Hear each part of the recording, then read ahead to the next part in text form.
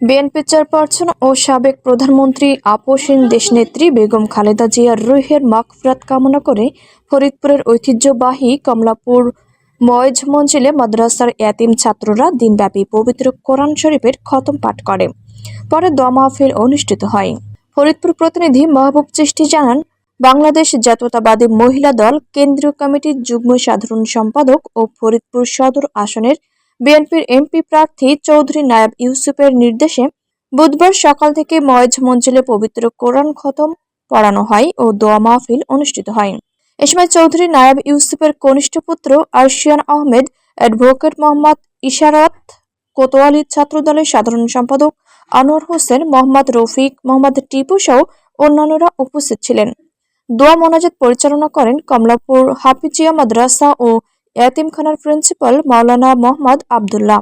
বেগম খালেদা জিয়ার মৃত্যুতে শোক প্রকাশ করে চৌধুরী নায়েব ইউসুফের ছেলে আরশিয়ান আহমেদ বলেন, বাংলাদেশের স্বাধীনতা, সার্বভৌমত্ব ও গণতন্ত্র রক্ষায় জিয়া পরিবারই সবচেয়ে বেশি ত্যাগের স্বীকার করেছেন। দেশের স্বাধীনতার ঘোষণা দিয়েছিলেন শহীদ প্রেসিডেন্ট জিয়াউর রহমান। সিপাহী জনতার বিপ্লবের মাধ্যমে বহুদলীয় গণতন্ত্র চালু করেছিলেন শহীদ জিয়াউর রহমান। আর তার স্ত্রী বেগম খালেদা জিয়া ছিলেন আপসহীন নেত্রী। এদেশের জাতীয়তাবাদ ও ইসলামী মূল্যবোধে বিশ্বাসীদের ঐক্যের প্রতীক ছিলেন বেগম খালেদা জিয়া।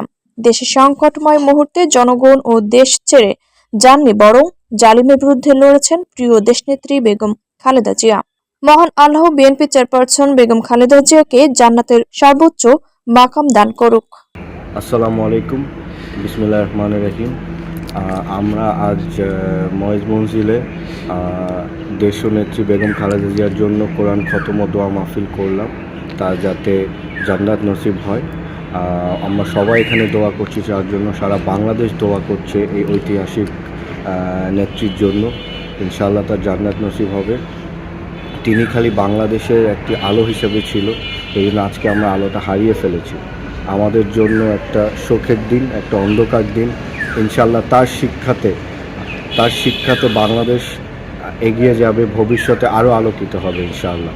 আসসালামু আলাইকুম সবাইকে, সবাই দোয়া করবেন বেগম নেত্রী খালেদা জিয়ার জন্য। আসসালামু আলাইকুম।